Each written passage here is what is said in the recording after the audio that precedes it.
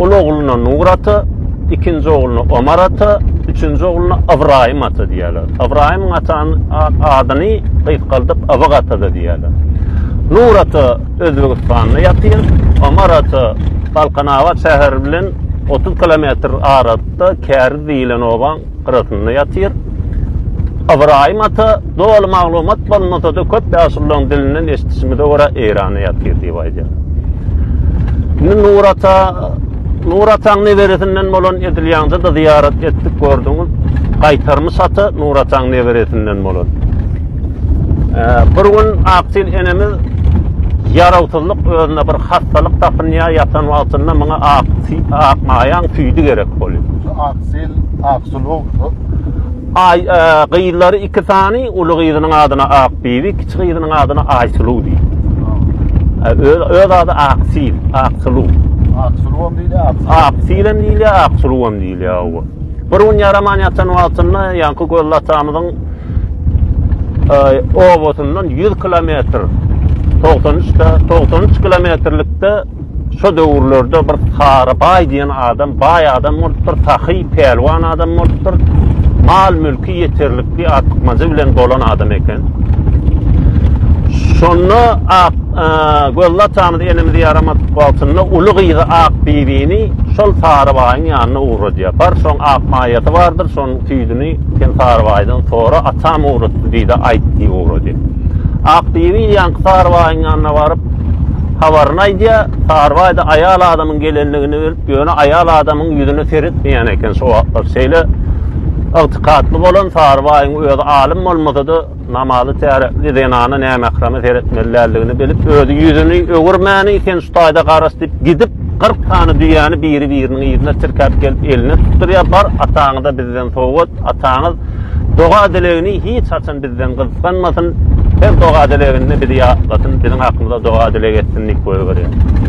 Akbibi begenip alqaýdan gelenden soňra atasyna göllatamyda gurrun berýär, maňa şey diýdi, özüň şu düýäni berdi, bizde de doga dileginde bizem ýadyňyzdan çykarmaň diýip aýtdy diýdi. Onu göllatamyda hiç ýyl karar tapman, Sarabaýa eger işini bitirdi diýär de ýanky gyýdynyň ýanyna alyp ýene de ýanky Sarabaýyň ýanyna özü gaýtdy. Gelenden soňra hal ahwal salam peri hal ahwal soraşanlaryndan soňra ýanky Sarabaýa aýdy, ey Sarabaý diýär, sen eger işini bitirdiň diýär.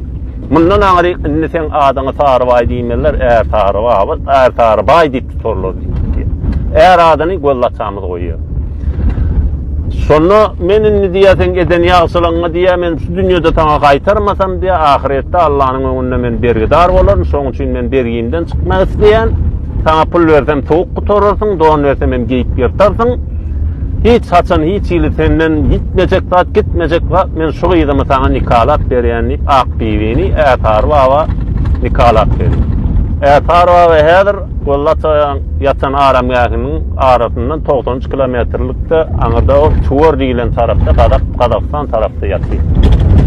Sarabaýlar bilen ata taýpasy daý ýegen bolýar. Ondan sonra gollatamyzyň häzirki ýatan aramgahynyň bir 3 kilometr ýokurly Käbedepe diýip bir depe bar. Bu yer näme üçin Käbedepe diýilipdir? Şu galmyklar gollataň üstüne çolanlygy sebäpli hiç ýyl haç farzyna gidip bilmäni hemişe günne giýje şu Käbedepe'de ağlap Allaha ibadet eden wagtynda Allah Taala öz gudraty bilen öz dostunyň, öz gulunyň üstüne magnawiýetden Käbäniň özüni getirýär. Şu Käbede'de haç farzyny ýerine getirýär gollataň. Hem de özüniň hemişe elmydama ibadet edenip edi. Şoň üçin Käbedepe at goýupdylar. Bir gün gollatamyz şu tepede ibadet etmek üçin giden wagtynda elimizde öýde ýok, bir iş bilen çykan ýekece körpe gyýdy Aýsylu öýde galýar. Bu da mallaryny tuwa ýapmak üçin tuwa gelende bir köşejigi batýar. Batgada palçyga batýar. Bu da gyn maskala näme çykajagyny bilenä. Köşegim agyr zatdan, ullukan zatda goýunna geçide. Edil şol wagtam aňyrdan bir daýow piýada pelwan oglan aňyrdan gelýär de ýanky goýdan bir erdere suw başyna çekýär de görýär. Gyýda salam da bermeýär, soraw da bermeýär, gyýdy ile gitmesmeýärem. Görse köşek batypdyr, gyýdyň aljyrap durandan bilýär de bara, ýöne köşegi göterip palçykdan çykarýar da gyrada goýýar da öz ýoluna dowam etdirýär.